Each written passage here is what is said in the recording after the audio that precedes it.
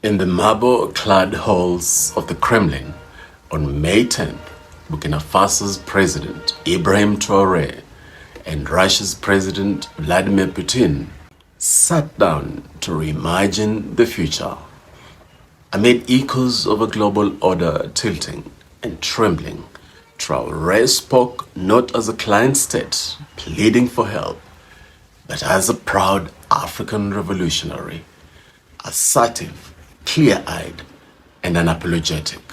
We would like to see the cooperation between our countries developing rapidly, developing swiftly, and acquire new shapes and forms. Apart from defense and security, there is another essential field, which is science and education, and we would like to see Russia assisting us in training and educating our youth to help us to develop our own industries, our own enterprises. Machinery, other types of manufacturing, because it's very important for Africa. I couldn't agree more. Made in Africa must become a bigger reality every single day. We must make our own cars, our own machinery, and sell it to the world, instead of constantly buying from the world.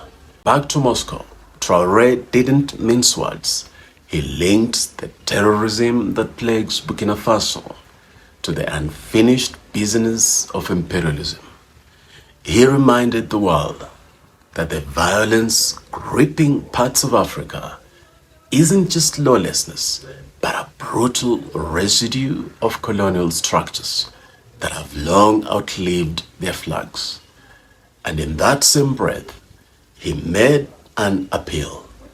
Africa doesn't need charity, it needs cooperation. Africa doesn't want to beg, will not beg, it wants to build. Putin, for his part, acknowledged a shared past, one that saw 30,000 Burkinabe soldiers fight in World War II against Germany.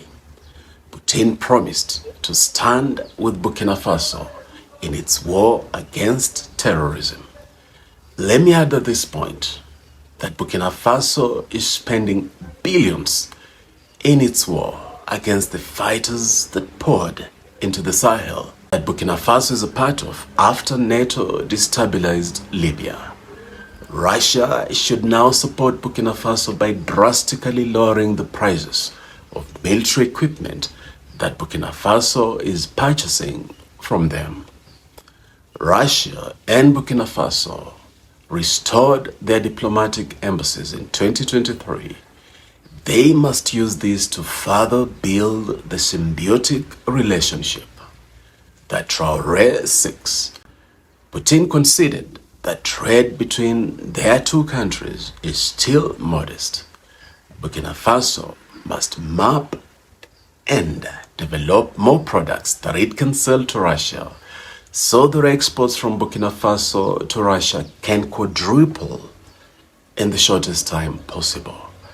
Putin also said that Russia doubled the number of scholarships for Burkinabe students to study in Russia, bringing the total to 3,500.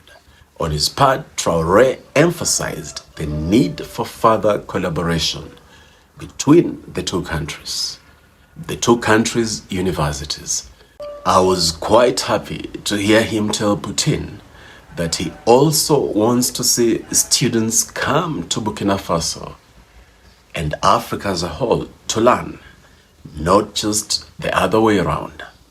Amen to that, bro.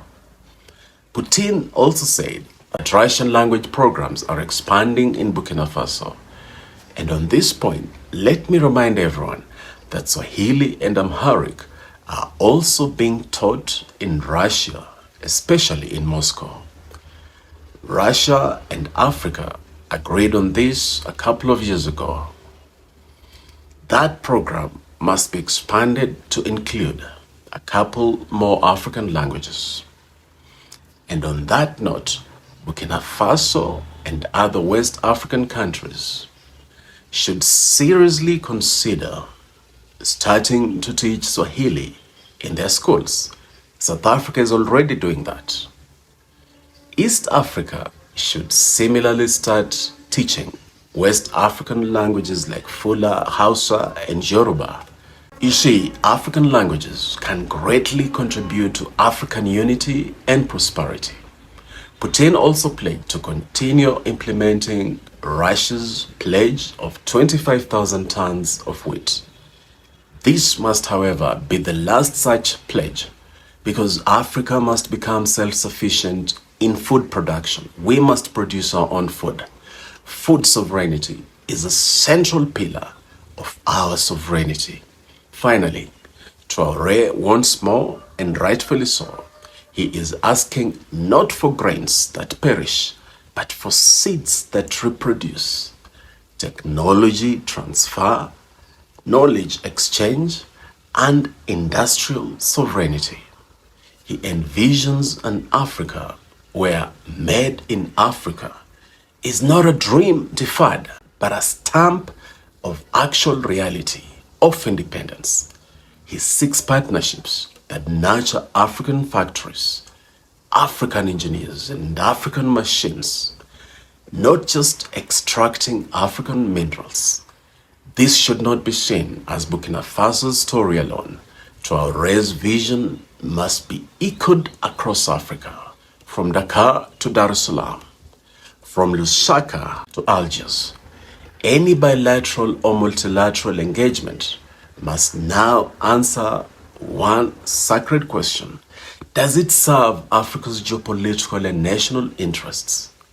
In Moscow, Traoré dared to say what many African leaders only whisper behind closed doors.